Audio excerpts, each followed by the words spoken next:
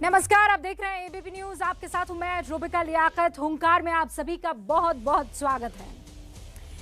मैं कुछ स्टेटमेंट्स जो मोहन भागवत की तरफ से आए हैं वो पढ़कर सुनाना चाहती हूं, और पढ़ूंगी इसलिए ताकि एक भी शब्द इधर से उधर ना होने पाए। और फिर आपके लिए एक सवाल होगा।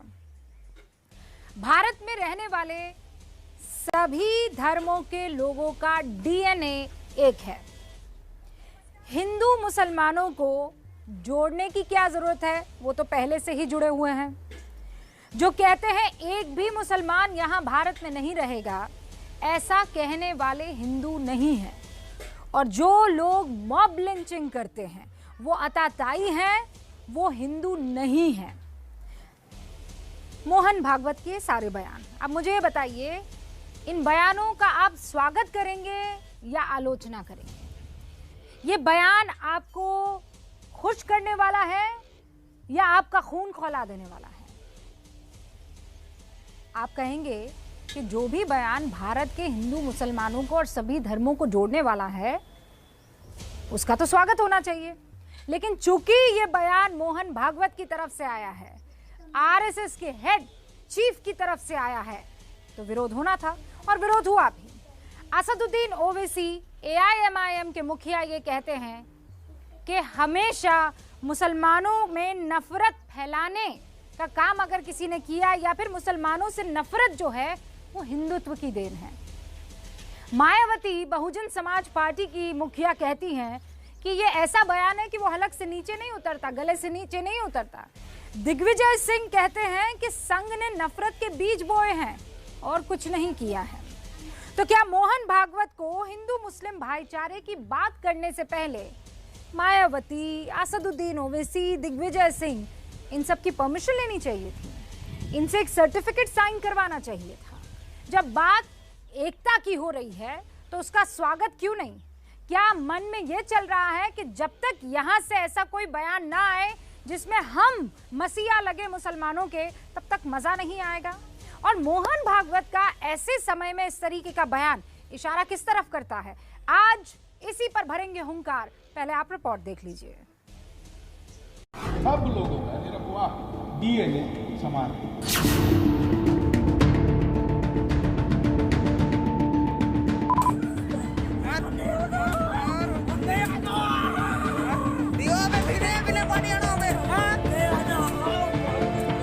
हिंदू मुसलमान एकता, हमारा तो विचार ऐसा है कि ये शब्द ही बड़ा भ्रामक है।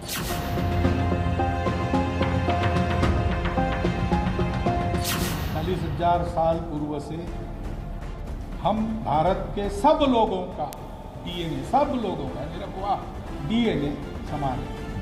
क्या मोहन भागवत जी इस बात को मान चुके हैं कि मेजॉरिटी कम्युनिटी में आरएसएस और हिंदुत्व की आइडियोलॉजी की वजह से रेडिकलाइजेशन हो चुका है? मैं इन तमाम चीजों को मोहन भागवत की सिर्फ लिप सर्विस मानता हूं। आपने धर्म के आधार पर लोगों के मन में जो जहर बो दिया है, उसी से हिंसा पैदा हुई। आरएसएस व बीजेपी एंड कंपनी के लोगों की तथा इनकी सरकारों की भी कथनी व करनी में अंतर सभी देख रहे हैं। लोगों ने कभी जाति, पंथ अथवा मजहब के आधार पर राजनीति नहीं की। इंसाफ और इंसानियत, जस्टिस एंड ह्यूमैनिटी, यही हमारा आधार रहा है राजनीति करने। कभी कभी नारा लग रहे हैं कि अयोध्या के बाद मथुरा, क्या मतलब है भाई? ये जो गुमराही गैंग है, इस गुमराही गैंग की पेट में दर्द होगा, क्योंकि उसने तो जो है वो पूरा एक ऐसा परोसा था माहौल, खास तौर से मुस्लिम समाज में संघ को लेकर के, तो वो तो सब एक्सपोज हो रहे हैं। मोहन भागवत साहब ये सारे जो सिख है वो मुसलमानों के फंक्शन में मुसलमानों को क्यों देते हैं? मोहन भागवत साहब ने जो बात कही है सही है, ये बात कोई गलत नहीं। हम सब भारतीय हैं, हमारा डीएनए एक। कई ऐसे लोग जो इस तरह के बयान देते हैं, बड़े बड़े पदों पर पहुंच गए हैं, बड़े बड़े पदों पर, आप कल्पना नहीं कर सकते इस तरह के पदों पर। तो जब तक उस चीज को आप विराम नहीं देंगे, ये बयान गाहे बगाहे हेडलाइन मैनेज कर लेगा, लेकिन जमीन पे उतरने से इनकार कर देगा। ओवैसी स्वयं बता दें कि मोहन भागवत जी ने जो कहा है कि हिंदू और मुसलमानों का डीएनए एक है, उसमें उन्हें क्यों आपत्ति? 3 पीढ़ियों पहले, यानी कि ओवैसी की जो चौथी पीढ़ी थी, वो हैदराबाद की ब्राह्मण थी या नहीं थी, ओवैसी देश को बताएं।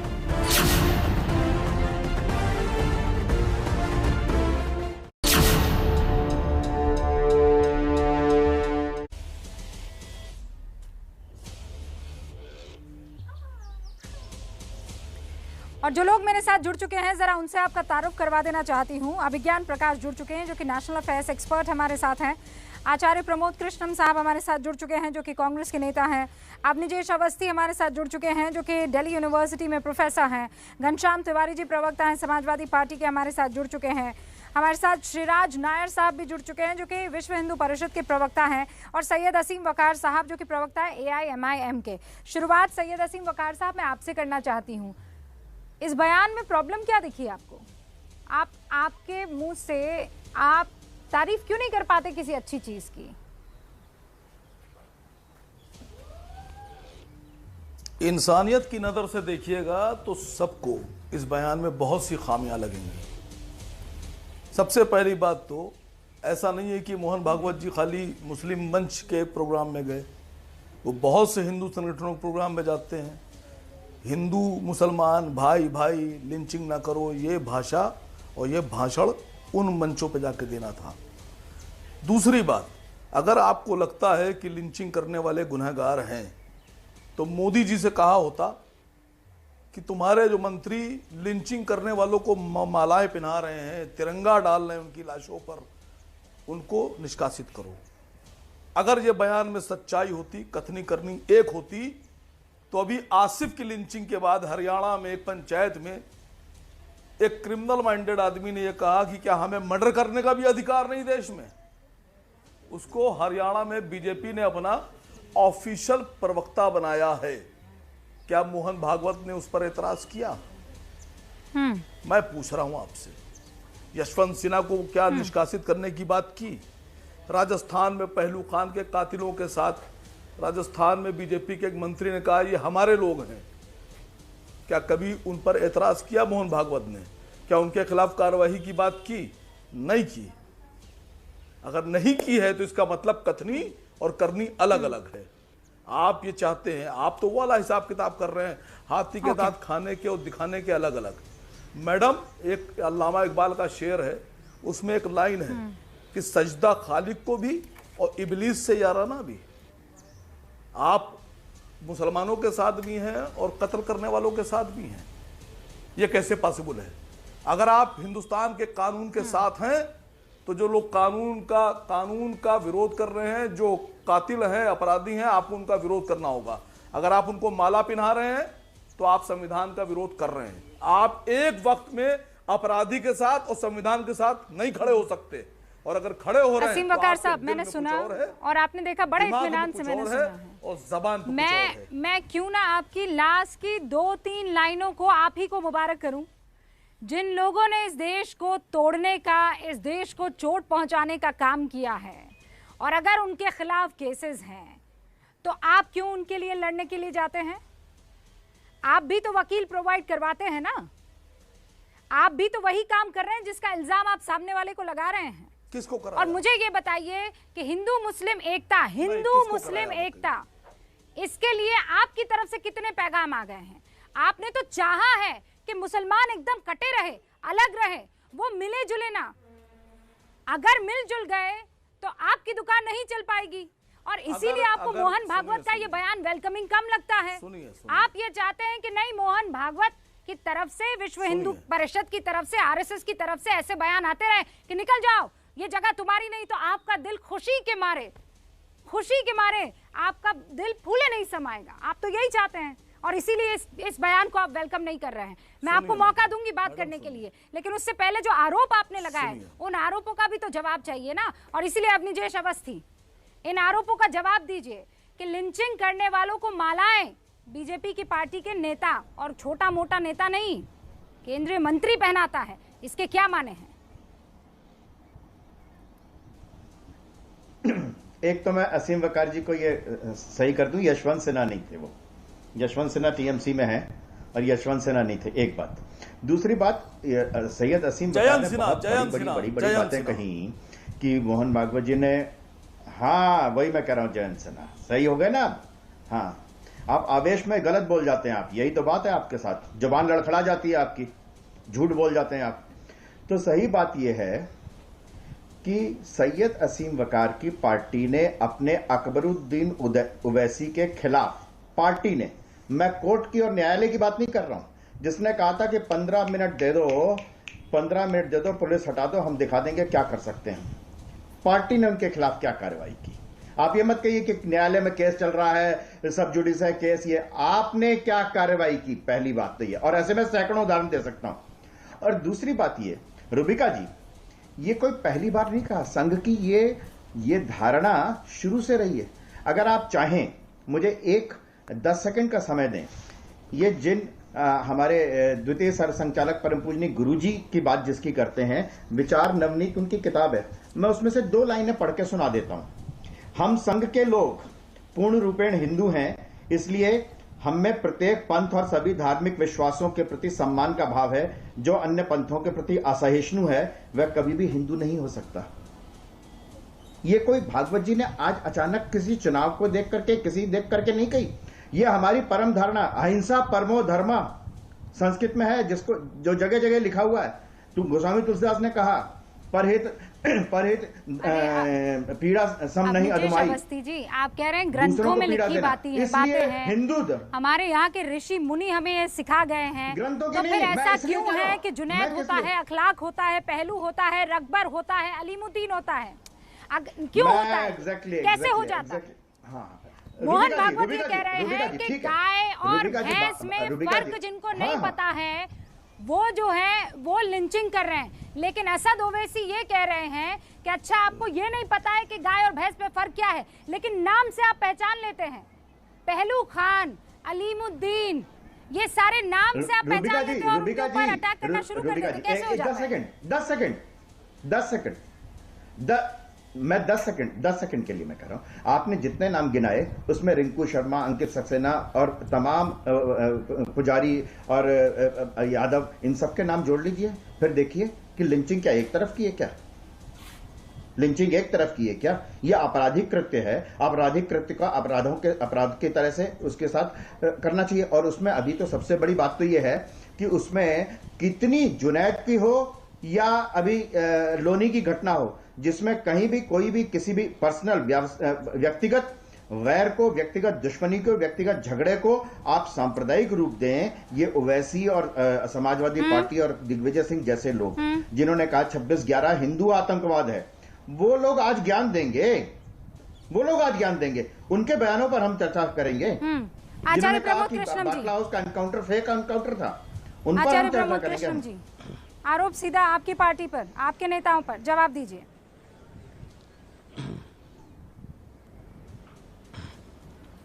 देखिए रूबिका जी, सवाल यहाँ आरोप का जवाब देने का नहीं है। सवाल है, एक तो अच्छी बात कोई भी करे, कभी भी करे, उसका स्वागत होना चाहिए। दूसरी बात यह है कि जो मोहन भागवत जी ने बोला है, ये जो शब्द है डीएनए, इसका ताल्लुक बायोलॉजिकल है, लेकिन इसके मायने और इसका जो इम्पैक्ट है वो पॉलिटिकल है।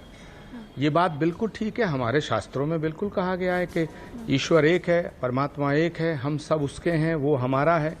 एकम सद विप्रा बहुधा वदंती, हमारे तो शास्त्रों में इसका उल्लेख है। लेकिन मसला ये होता है कि जब मैंने ये कहा, हम तो हमेशा से ये कहते रहते हैं कि जो मुसलमान अगर राम का एहतराम ना करे, भगवान राम को ना माने, वो अच्छा मुसलमान नहीं हो सकता। और जो हिंदू पैगंबर का एहतराम ना करे, वो अच्छा हिंदू नहीं हो सकता। लेकिन जब हमने ये बात कही कि राम जितना हिंदुओं के हैं उतना मुसलमानों के हैं, और पैगंबर जितना मुसलमानों के हैं उतना हिंदुओं के हैं, तो फिर हमें तो बीजेपी वालों ने कहा ये आचार्य प्रमोद कृष्णम तो मुल्ला हो गए हैं, मौलवी हो गए हैं। आज वही बात मोहन जी भागवत ने कही है कि ईश्वर एक है। तो जब ईश्वर एक है तो हम तो उसकी संतान एक, सब एक हुए। इसमें कोई बुरी बात नहीं है, ये बहुत अच्छी बात कही है, लेकिन देर से कही है। हालात काफी आगे तक जा चुके हैं। अब एक सवाल उठता है रूबिका जी, बड़ी जिम्मेदारी से मैं बात कर रहा हूं, और ये देश को सोचना चाहिए, और तमाम भारतीय जनता पार्टी को और आरएसएस से संबंध रखने वाले तमाम उन नेताओं को, प्रचारकों को सोचना चाहिए कि अगर मोहन जी भागवत ये कहते हैं कि हमारा डीएनए एक है, हम एक ही परमात्मा की संतान हैं और हम सब एक हैं, भारतवासी हैं, तो फिर ये जो लव जिहाद है ये किसके खिलाफ हो रहा है? जब हम सब एक हैं और हम भारतवासी हैं, हम सब हिंदू हो गए, हम सब हिंदू हैं, तो फिर ये जिहाद और लव जिहाद ये तो फिर कोई इसके मायने नहीं होने चाहिए। तो थोड़ा सा इस पर क्लैरिफिकेशन इसको करना पड़ेगा, बीजेपी के प्रवक्ताओं को इसको थोड़ा सा स्पष्ट और करना पड़ेगा कि मोहन जी भागवत कहना क्या चाहते हैं। जो मोहन जी भागवत आज कह रहे हैं ये तो हम बहुत दिनों से कह रहे हैं। लेकिन आचार्य प्रमोद, ये तो हम बहुत दिनों से कह रहे हैं। आज जो अपने ओपनिंग रिमार्क आपने दिया है, आचार्य के तौर पर ज्यादा दिया है और कांग्रेस के नेता के तौर पर कम। आपने दिग्विजय सिंह के बयान को एकदम साइडलाइन कर दिया, उसके बारे में किसी तरह की कोई टिप्पणी नहीं की, जबकि आतंकवाद के साथ हिंदू शब्द जोड़ने वाले आप ही के पार्टी के नेता थे। और इसीलिए ये बड़ा सवाल कि जब आप वो खाई खोदने की कोशिश करते हैं हिंदू और मुसलमानों में, तो सारा का सारा आरोप वीएचपी और आरएसएस पर कैसे आकर मढ़ देते हैं? इस पर मैं जवाब लूंगी, लेकिन पहले विश्व हिंदू परिषद के श्रीराज नायर हमारे साथ जुड़ चुके हैं। श्रीराज नायर, जब डीएनए एक, तो फिर ये हिंदू मुसलमान वाला हर बार क्यों आपस में लड़ाई झगड़ा, क्यों? देखिए, मैं अभी आचार्य जी को सुन रहा था। हम सबको हमेशा पर कल ये सारी आज जो बहस चल रही है, कल पूजनीय सरसंघचालक जी के वक्तव्य को लेकर चल रही है। अभी आचार्य जी ने भी कहा ठीक है, तो सन 47 में इस देश का बंटवारा किस आधार पर हुआ? इस देश का बंटवारा इसलिए हुआ कि भारत में या अखंड भारत के मुसलमान हिंदुओं के साथ रहना नहीं चाहते थे। हम तो लोका समस्ता सुखिनो भवन्तु कहते हैं, हम तो कहते हैं वसुदेव कुटुंबकम। हम ये डिफरेंस नहीं करते बिलीवर्स और नॉन बिलीवर्स में। Non believers will burn in hell हम नहीं बोलते। हम कुफ्र काफिर मुशरिक की बात नहीं करते। हम तो मानते हैं कि भारत के मुसलमान जो भी हैं, ये उनके पूर्वज अरब से आए नहीं है, ये अरब डिसेंडेंट्स नहीं है, इनके पूर्वज हिंदू ही थे। वही परम पूज्य सरसंघचालक जी ने कल वही कहा। अगर ये मान लें कि इनके पिता, इनके जो एंसेस्टर्स थे, पूर्वज थे, कोई रामलाल, कोई श्यामलाल, कोई केशवलाल थे और कोई हिंदू थे, तो ये समस्या का जड़ हल हो जाएगा। पूजनीय सरसंघचालक जी यही कहते हैं, पूजा पद्धति से क्या है, इसे अपना राष्ट्र माने, इसे अपना देश माने, लॉयल्टी इस भूमि से रखे, यही तो बोला है। तो सारे प्रॉब्लम्स की जड़ ये है कि जब आपकी आस्था भारत के प्रति नहीं होती, नहीं तो आपको क्या करना है? वो भाई मेरे फोर फादर्स, मैं ये कह रही हूँ, मेरे फोर फादर्स जो हैं वो फोर फादर्स थे ना, उन्होंने उसके बाद इस्लाम कबूल किया। वो बात कल की हो गई और वो आज की है। देश की परंपरा तो हमारे अंदर बसी हुई है ना। और मैं जब ये कह रही हूँ तो मैं आंकड़ों के साथ आपको बताती हूँ ताकि आसानी होगी। गड़बड़ क्या सिर्फ एक ही तरफ से है या दोनों तरफ से ताली बज रही है? सुनिए ना, एक सर्वे है, पीयू का सर्वे, मैं बता रही हूँ आपको, सुनिए। 90% मुस्लिम्स ये कहते हैं कि देश में अपने धर्म को मानने की पूरी आजादी। 95% मुस्लिम्स मानते हैं कि उन्हें भारतीय होने पर बेहद गर्व है। 85% मुस्लिम इस बात को मानते हैं कि भारतीय संस्कृति सबसे अच्छी है। तो फिर दिक्कत कहाँ? उन मुट्ठी भर लोगों के पीछे आपको क्यों जाना, जिनको ना अक्ल है ना समझ है, जिनको ना अपनी परंपरा के बारे में मालूम है? उन मुट्ठी भर लोगों की वजह से आपको नहीं लगता कि इन 95%, 89%, 85% मुस्लिम जो फख्र करते हैं अपनी मदरलैंड, अपनी भूमि पर, अपनी परंपरा पर, उनको टारगेट किया जाना चाहिए? देखिए रुबिका जी, अंग्रेजी में कहावत, world is not suffering because of the violence of bad people, the world is suffering because of silence of good people. Problem ये जो आप 5% की बात करते हैं या 95%, ये लोग साइलेंस है। अगर ओवैसी जैसे और अन्य जो फिरका परस्ती नेता है और या इस प्रकार की तकरीरें करते हैं, भाषण करते हैं, देश विरोधी गतिविधियां करते हैं, उनके खिलाफ कितने लोग बोलते हैं? यहाँ तो हम एपीजे अब्दुल कलाम साहब के बारे में भी बोलते हैं, तो एक बड़ा तबका है जो उनका भी विरोध करता है। तो प्रॉब्लम यहाँ है। और मैंने जैसे आपको बताया, मैं आपको यहाँ पर पूरा फुल सपोर्ट करती हूँ। मैं पूरा आपकी बात से, बाकी किसी बात से मैं भले ही डिसएग्री करूं, लेकिन मैं इस बात से पूरी तरह से पूर्णता 100 out of 100% मैं सहमत हूं कि 95% लोग उन 5% लोगों के गलती पर चुप हो जाते हैं कि हमें क्या करना है, मुसलमान है इसीलिए चुप्पी साध लेते हैं। और वो 5% लोगों का मसीहा बनकर जो लोग आगे आते हैं उनको वो अपना लीडर मान लेते हैं। मेरे साथ घनश्याम तिवारी जी भी है, समाजवादी पार्टी के नेता। घनश्याम तिवारी जी, आप वेलकम कर रहे हैं मोहन भागवत के इस एकता वाले, यूनिटी वाले बयान का, या आपको भी जलन हो रही है? देखिए, मैं 3 बातें कहूंगा रुबिका जी। नमस्कार आपको, आपके दर्शकों को और मेरे को पैनलिस्ट को।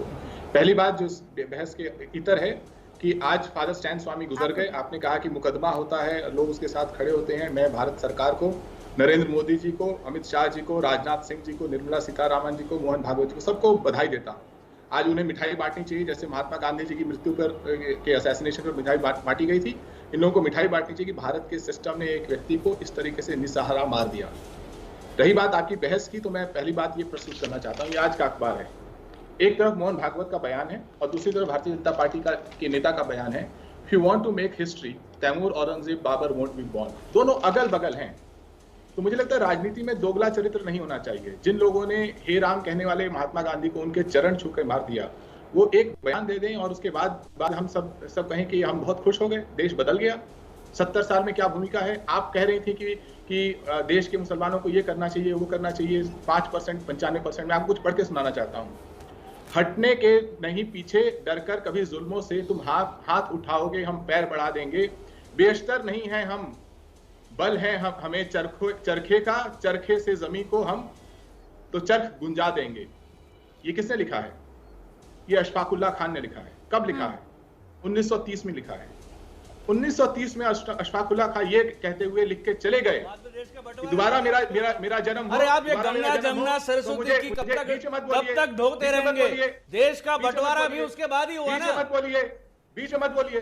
अरे आपके तुष्टीकरण की आपकी दुकान बंद हो रही है, आपका सुपड़ा साफ हो रहा है, फिर भी आप तुष्टीकरण में लगे। बीच में मत बोलिए। आप ही लोगों की, आप लोग जवाबदार है।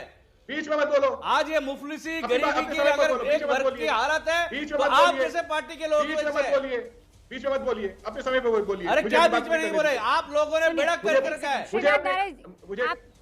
आपको मौका मिलेगा। श्रीराज नायर जी, आपको मौका मिलेगा, सुनिए ना, आपको मौका मिलेगा। एक बार उनको अपनी बात पूरी करने दीजिए और उसके बाद मैं आपके पास आती हूँ। नायर साहब, अशफाकुल्लाह खान ये कहते हुए चले गए कि दोबारा खुदा, मुझे पूरी बात पूरी करनी चाहिए, बीच में टोक दिया, उस बात को पूरी करनी चाहिए। एक वाक्य में वो ये लिख के चले गए कि अगर मेरी मृत्यु होती है, दोबारा भगवान खुदा मुझे पैदा करे तो हिंदू कहना, क्योंकि हिंदुओं का पुनर्जन्म होता है। ये लिखा था उन्होंने, ताकि मैं दोबारा वतन पर शहीद हो सकूं। जिस समय वो लिख रहे थे उस समय आरएसएस का गठन हो रहा था। उस समय भारत की आजादी की लड़ाई में इनकी क्या भूमिका थी पूछिए। महात्मा गांधी के असैसिनेशन में क्या भूमिका थी पूछिए।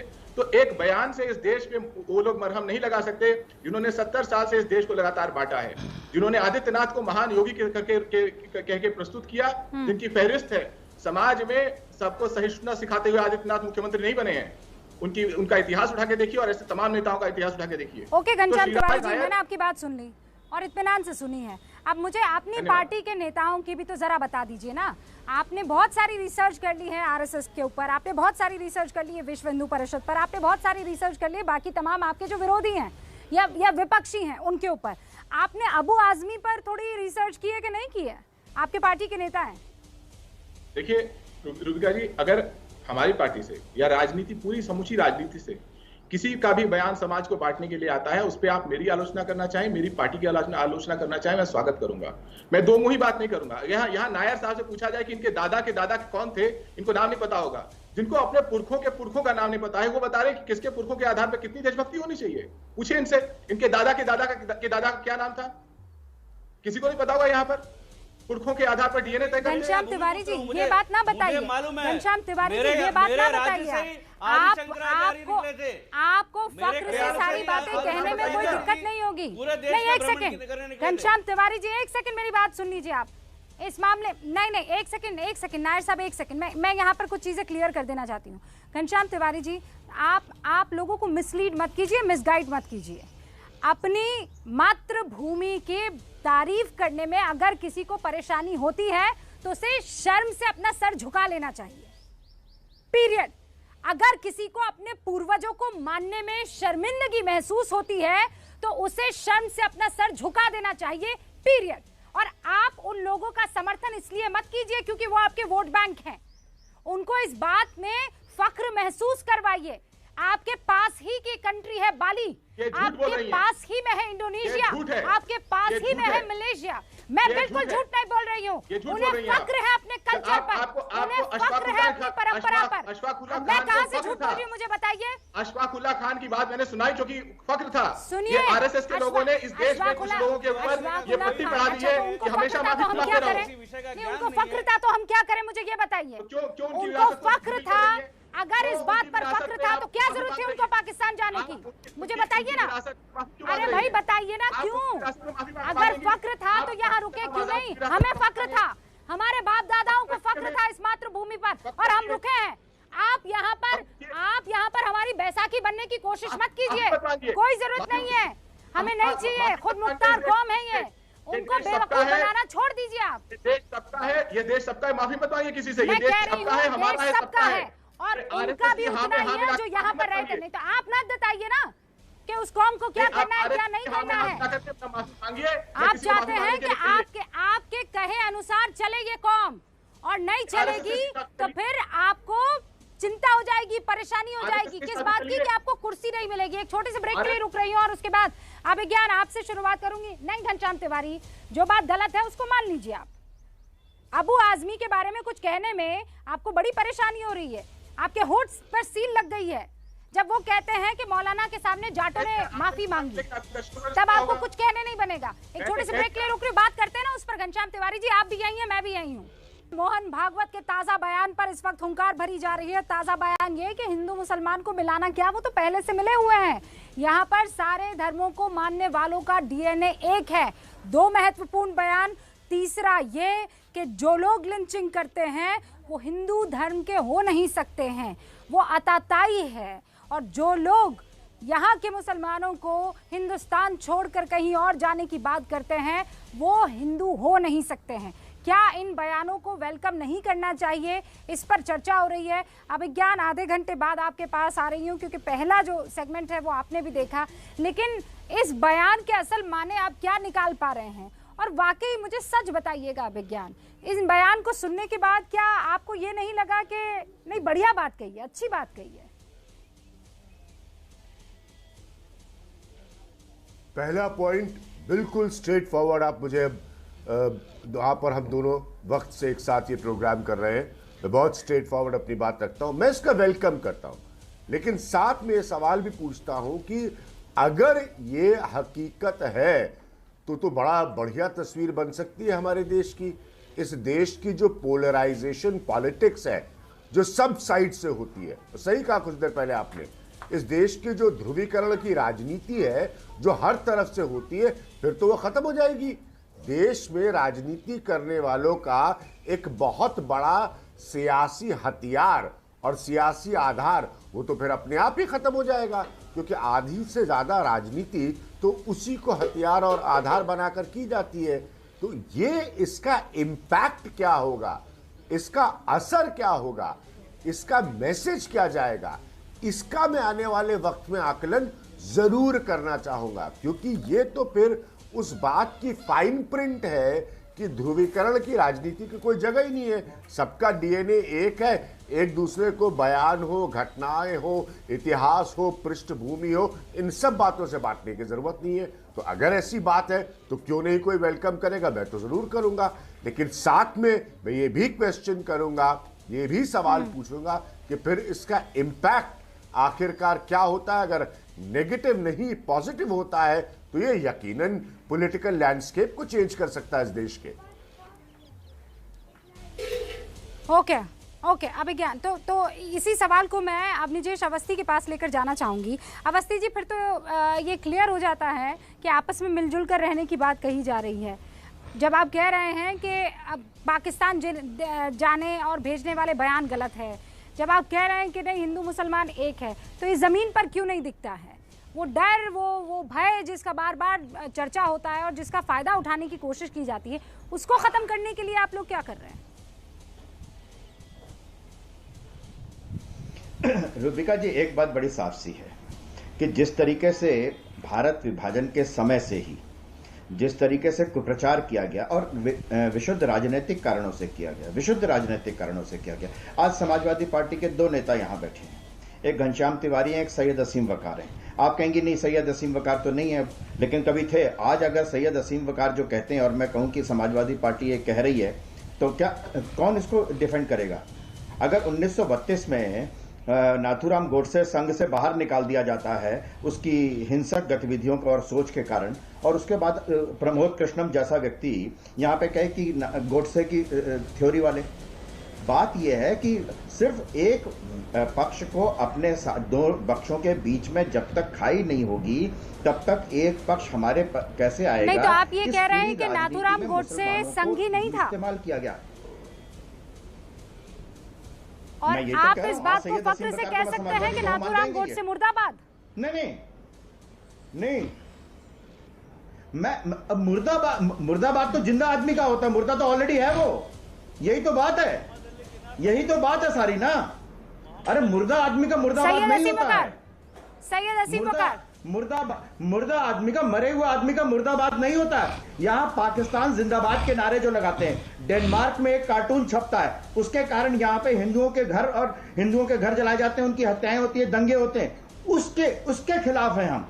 क्या अरे आपकी वास्तविकता यहाँ पर भारतवर्ष में है, और आप चाहें तो मैं हिंदू राष्ट्र की भी कर सकता हूं, और सिर्फ भागवत जी की नहीं, मैं परम पूजनीय गुरु जी के शब्द भी आपको सुना सकता हूं अगर आप चाहें तो। एक सेकंड, मैं चाहती हूं सैयद असीम वकार एक बार इस पर रिएक्शन दे, फिर घनश्याम तिवारी, और उसके बाद मैं आगे बढ़ूंगी। सैयद असीम वकार साहब, नाथूराम गोडसे को बाहर निकाल दिया था संघ ने, देखिए उसको बाहर का रास्ता दिखा दिया गया था। हाँ कहिए। ऐतराज इसलिए है कि जिस डीएनए की बात वो कर रहे हैं और जिस डीएनए को मनवाने की बात कर रहे हैं, उस डीएनए में नाथूराम गोडसे, सावरकर, माया कोडनानी, दारा सिंह, बाबू बजरंगी, इस तरह के लोग आते हैं। और हम लोग जिस डीएनए की सपोर्ट करते हैं उस डीएनए में ये नहीं आते। उसमें आते हैं भगत सिंह, चंद्रशेखर आजाद, राम प्रसाद बिस्मिल, हकीम अजमल, महात्मा गांधी। हम लोग जिस डीएनए की बात करते हैं उसमें ये लोग आते हैं। ये डीएनए इनका जो सपोर्ट करा रहे हैं वो अलग है, हम जिस डीएनए को सपोर्ट कर रहे हैं वो अलग है।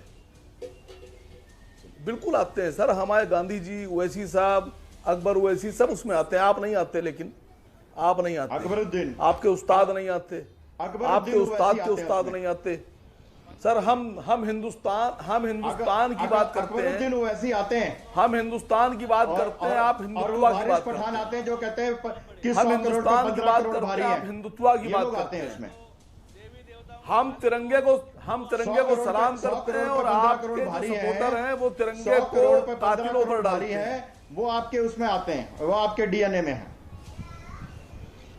जवाब दीजिए ना।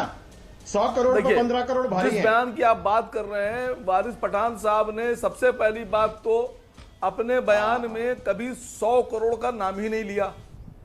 मैं अभी आपके चैनल पे कह रहा हूं, अब नीचे अवस्थी, अगर वारिस पठान साहब का कोई आर्काइव में वीडियो हो निकालिए।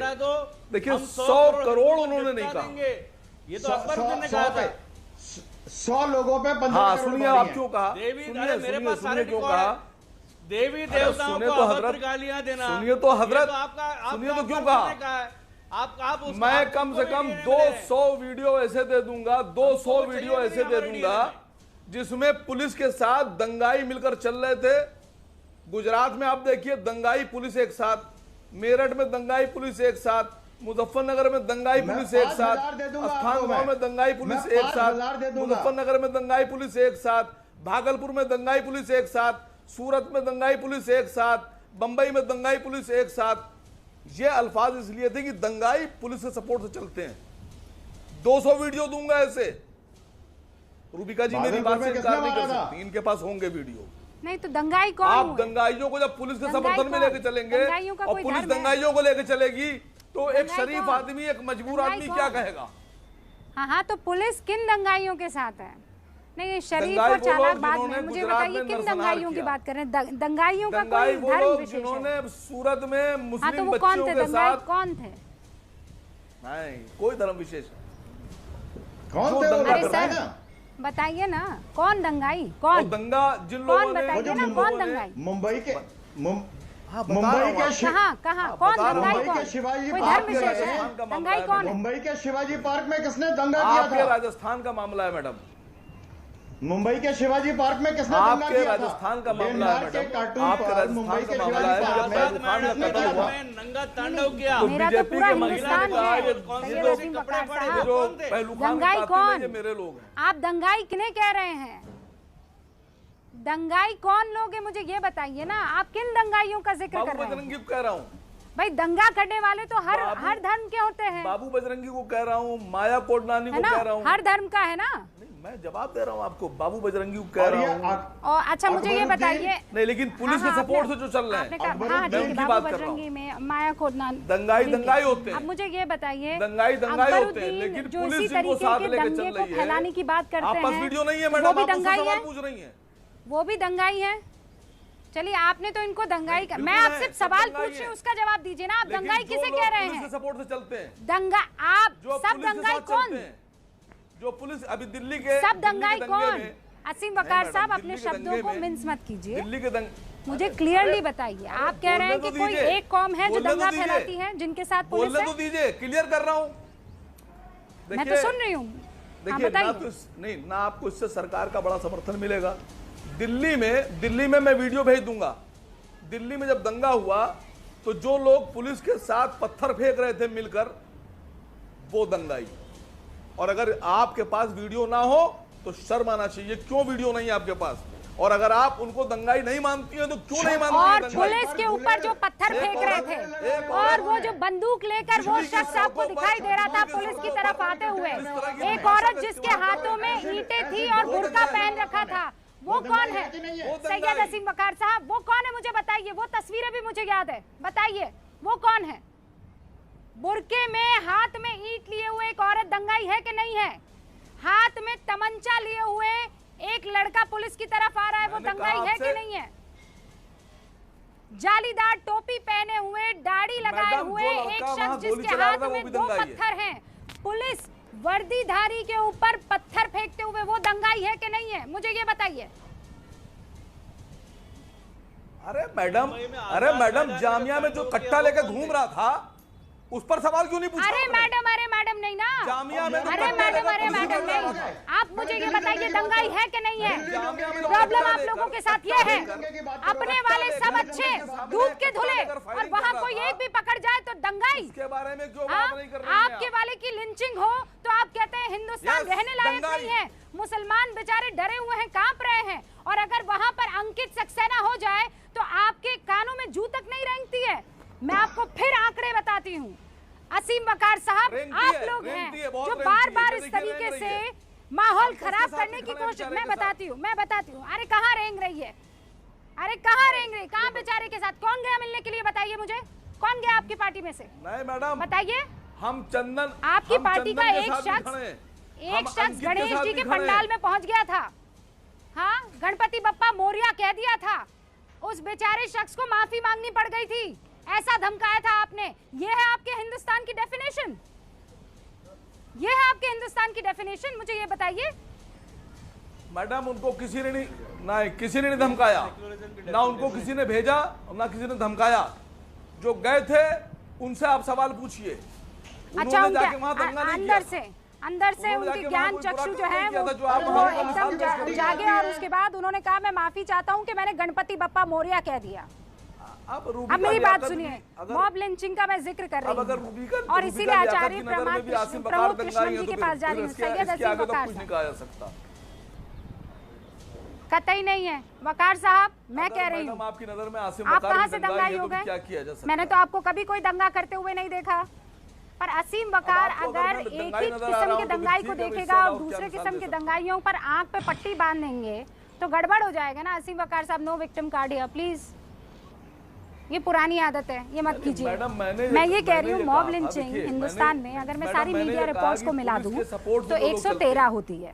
ठीक है असीम भाई, उसमें मॉब लिंचिंग का शिकार 113 मॉब लिंचिंग में 39 मॉब लिंचिंग मुसलमानों की हुई, बाकी हिंदू भी थे, अनुसूचित जनजाति के भी थे, बाकी दूसरी 36 कौमों के लोग थे। आपका ये कह देना कि नहीं सिर्फ मुसलमान को लिंचिंग हो रही है और बाकियों को नहीं, गड़बड़ है ना सर, गड़बड़ है ना सर। इसीलिए मैं कह रही हूँ वेलकमिंग बयान का वेलकम कीजिए, बात खत्म। आपको याद होगा अरविंद केजरीवाल ने पंजाब में 300 यूनिट फ्री बिजली का वादा किया है। आज उसी पर कैप्टन अमरिंदर सिंह ने निशाना साधते हुए सीधे तौर पर यह कहा है कि अरविंद केजरीवाल शायद ये भूल गए हैं कि दिल्ली में बिजली की संगठित लूट हो रही है।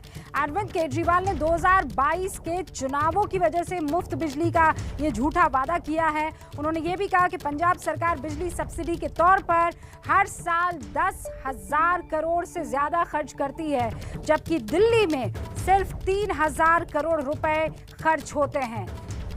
कैप्टन अमरिंदर इस बात को जानते हैं कि ये एक बहुत बड़ा तुरुप का इक्का साबित हो सकता है। मैनिफेस्टो में 300 यूनिट बिजली फ्री का वादा, और यही वजह है कि पंजाब के मुख्यमंत्री ने अरविंद केजरीवाल को चारों तरफ से घेरने की कोशिश की है।